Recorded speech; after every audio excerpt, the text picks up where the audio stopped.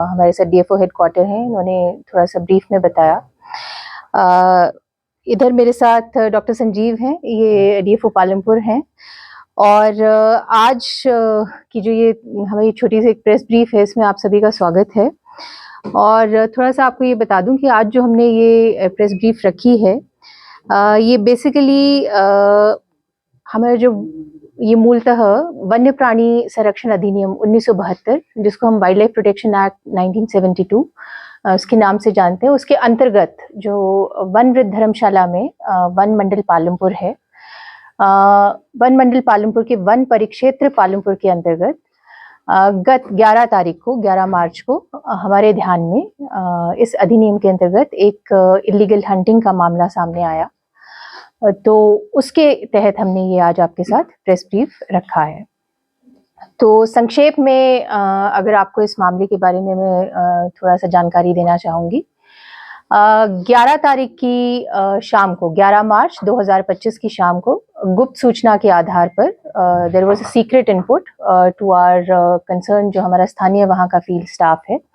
और उस गुप्त सूचना के आधार पर हमारा जो स्थानीय स्टाफ है उसकी एक टीम गठित की गई और उस एरिया की पेट्रोलिंग की गई। तो स्पेसिफिकली अगर हम कहें तो ये वन परिक्षेत्र पालमपुर में जिया की तरफ को जाते हुए दियाला रोड है, वहाँ पे जो है ये पेट्रोलिंग करते हुए नाका लगाया गया था। और जिसमें करीब शाम के 7:30 बजे लैंको प्रोजेक्ट की तरफ से आते हुए एक बोलेरो कैंपर को एप्रीहेंड किया गया। जब इस बोलेरो कैंपर को एप्रीहेंड किया गया और पूछताछ के लिए रोका गया, तो उसमें ड्राइवर समेत 5 लोग मौजूद थे उस बोलेरो कैंपर के अंतर्गत। और इनपुट के आधार पे उनसे थोड़ी पूछताछ भी की गई। ये भी पूछा गया कि जिस इलाके से वो आ रहे हैं वहाँ पे ऐसा कोई इलीगल हंटिंग का मामला जो है उसके बारे में वो कुछ जानते हैं या नहीं, जिसपे उन्होंने इनकार किया। तो उसके बाद जब थोड़ा बहुत पूछताछ के बाद बोलेरो कैंपर की डिक्की को जो है वो इनपुट के आधार पर सर्च किया गया, तो उसमें 5 सैक्स जो हैं, 5 बोरे वो पाए गए, 2 गन्स पाई गई और उसके अलावा जो है खुखरियाँ, चाकू, इस तरह के जो औजार हैं वो भी पाए गए। जब उन 5 सैक्स को खोल के देखा गया तो उसमें एनिमल मीट पाया गया। उसके अलावा इन 5 सैक्स मीट के अलावा हमारे पास 5 एनिमल्स के सर पाए गए उसमें और 20 पैर, 5 एनिमल्स के सर, 20 पैर। और वहाँ पे जिस जगह पे ये गाड़ी एप्रीहेंड की गई थी वो एकदम सड़क के किनारे थी। उस वक्त वहाँ पे अंधेरा हो रहा था, सेफ्टी को मद्देनजर रखते हुए। और वहाँ से करीब 2 किलोमीटर दूर पे हमारा deputy ranger quarter, government quarter है, फॉरेस्ट डिपार्टमेंट का प्रांगण है। वहाँ पे जो है उस गाड़ी को और जो साथ में 5 लोग थे उनको वहाँ ले जाया गया हमारे स्टाफ की टीम के द्वारा। वहाँ पे जो गाड़ी है प्लस जितना भी उसमें सामान था, डिटेल्ड इन्वेस्टिगेशन के बाद इन लोगों को भी जो है वो कस्टडी में लिया गया। और डिटेल इन्वेस्टिगेशन के बाद प्रॉपर सीजर मेमो बना के अगले 24 घंटे के अंदर जो है इन ऑफेंडर्स को JMIC कोर्ट पालमपुर उसमें पेश किया गया। और अभी फिलहाल 6 दिन का जो है कोर्ट ने हमें कस्टडी दिया है फॉरेस्ट को इन दी पुलिस लॉकअप। तो ब्रीफ ये है केस का।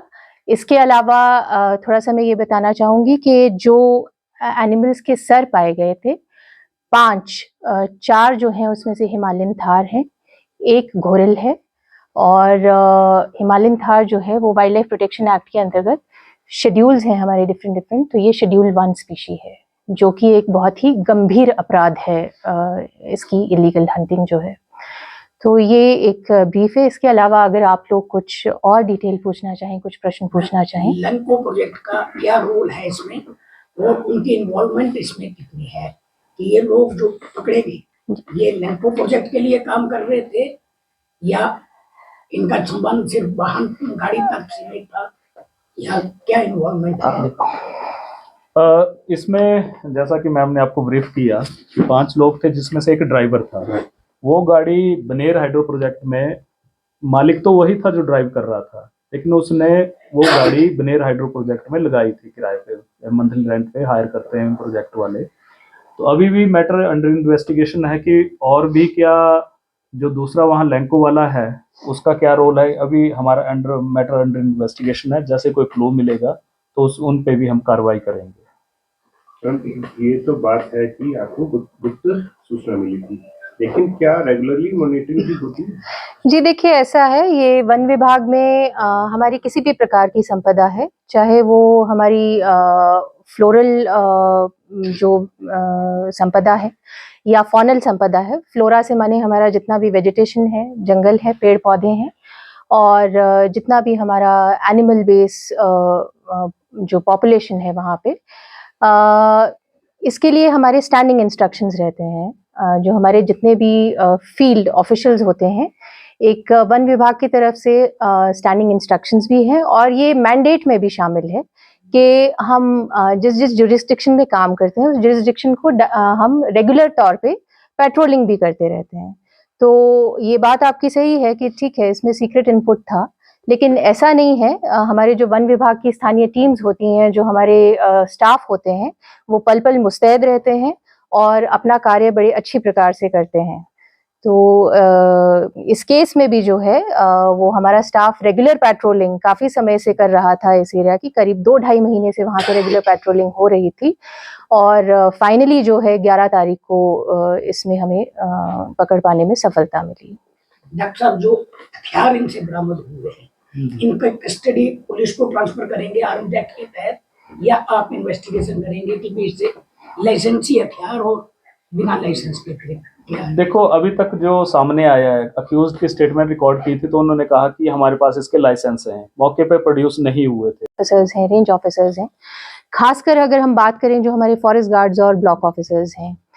सो वन विभाग में काम करने का मैंडेट कुछ इस तरह से है कि किसी के भी कोई फिक्स्ड वर्किंग आवर्स नहीं है। कभी भी, चाहे वो एकदम सुबह हो, शाम हो, आधी रात हो, और ना सिर्फ ऐसे केसेस में जैसे कोई इलिसिट फिलिंग का कोई मामला है, इलीगल हंटिंग का कोई मामला है। इनफैक्ट जब फायर सीजन में आग लग जाती है वनों में, उस टाइम भी जो है वो नॉन स्टॉप 24/7 कई बार तो हमारी टीम्स जो हैं वो मुस्तैद रहती हैं विदाउट एनी, क्योंकि हमारे पास कोई जिस जिस जगह पे हमारा कोई एक पर्टिकुलर स्टाफ कर रहा है काम, उसके लिए कोई भी ऐसा रोटेशन मैकेनिज्म नहीं है, या कोई भी ऐसा मैकेनिज्म नहीं है कि उनकी जगह कुछ देर के बाद कोई और आके काम कर दे।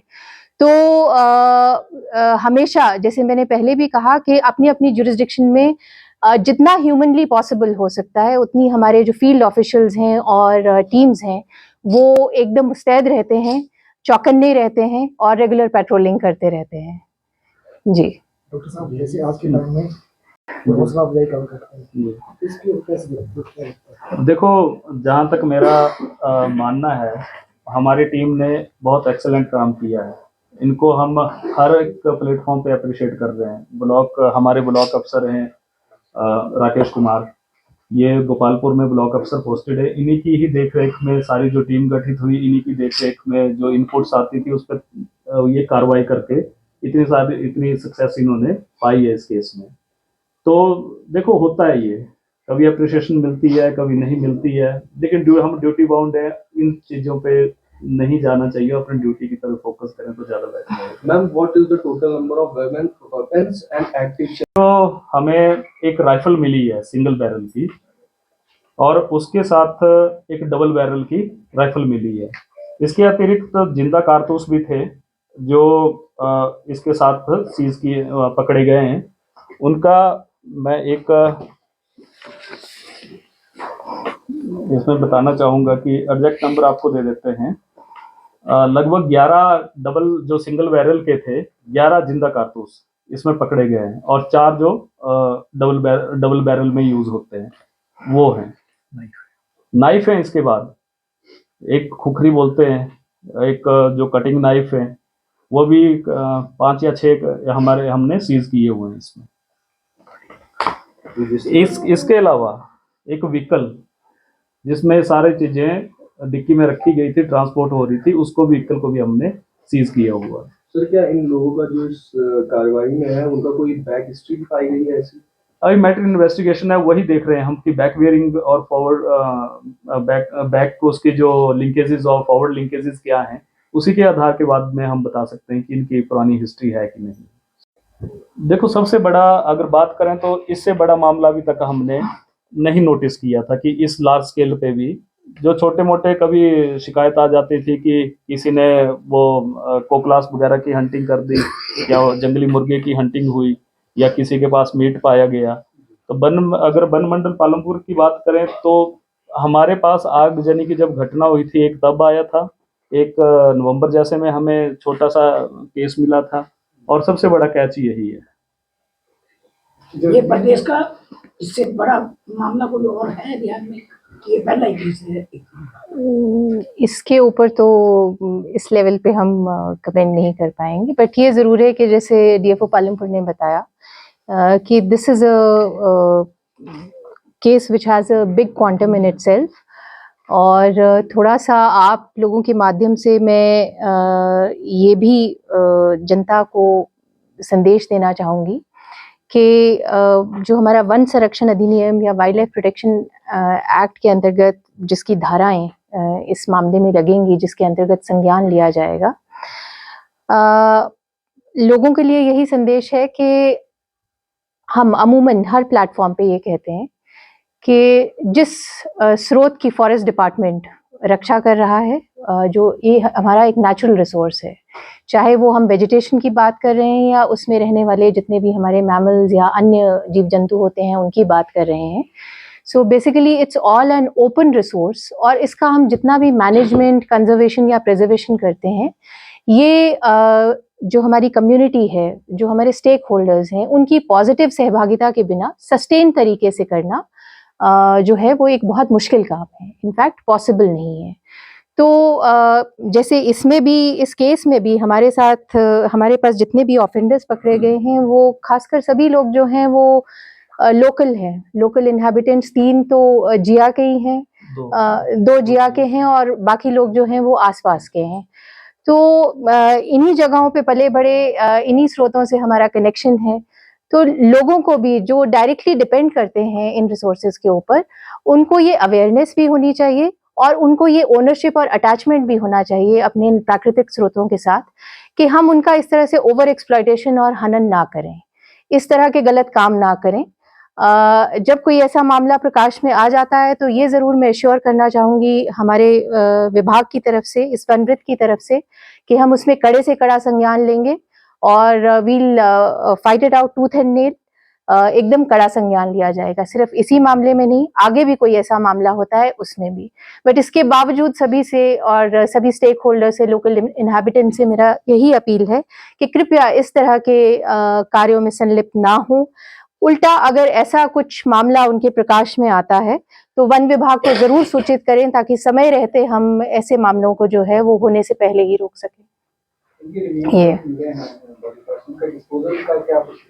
जी, देखो, आज का जो प्रोसेस हमारा रहा है उसमें हमने वाइल्ड लाइफ इंस्टीट्यूट, क्योंकि इनके स्पीसीज आइडेंटिफिकेशन का ही मामला है, मॉर्फोलॉजिकल करैक्टर के बेसिस पे जो भी हेड थे सीज किए वो हमने करके प्रिजर्व करके WII फर्दर इन्वेस्टिगेशन के लिए भेजे हैं। मीट सैंपल कलेक्ट किए हैं, उसके बाद उनको भी WII के लिए एनालिसिस में भेजा।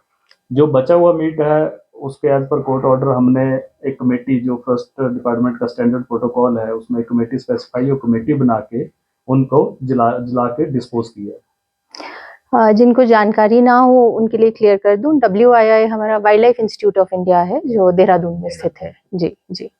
मैम, इस टीम को जिसने ये पकड़ा है, क्या 15 अप्रैल के लिए कोई रिकमेंडेशन जाएगी? जी बिल्कुल, जिस भी प्लेटफॉर्म पे हम इनकी मुस्तैदी और बहादुरी की सराहना कर सकेंगे हम ज़रूर करेंगे और इनका नाम ज़रूर रिकमेंड करेंगे। जी, कौन सी ऐसी स्पीशीज है जो एंडेंजर्ड है यहाँ पर, ये जो एरिया है बेल्ट है, जी, इसमें कौन सी ऐसी एंडेंजर्ड मान्य धार वैसे इस एरिया में कम पाया जाता है या कम है? ये ग्रेट हिमालयन नेशनल पार्क में काफ़ी ज़्यादा पॉपुलेशन है, यहाँ बोलते थे कि कम है, क्योंकि सेंसस इतनी हुई नहीं है कि हम पॉपुलेशन का एस्टिमेट कर पाए। लेकिन जिस लार्ज स्केल पे ये केस पकड़ा है, उससे तो हमें भी सोचने पे मजबूर हुआ कि पॉपुलेशन की इंक्रीज हो रहा है। हाँ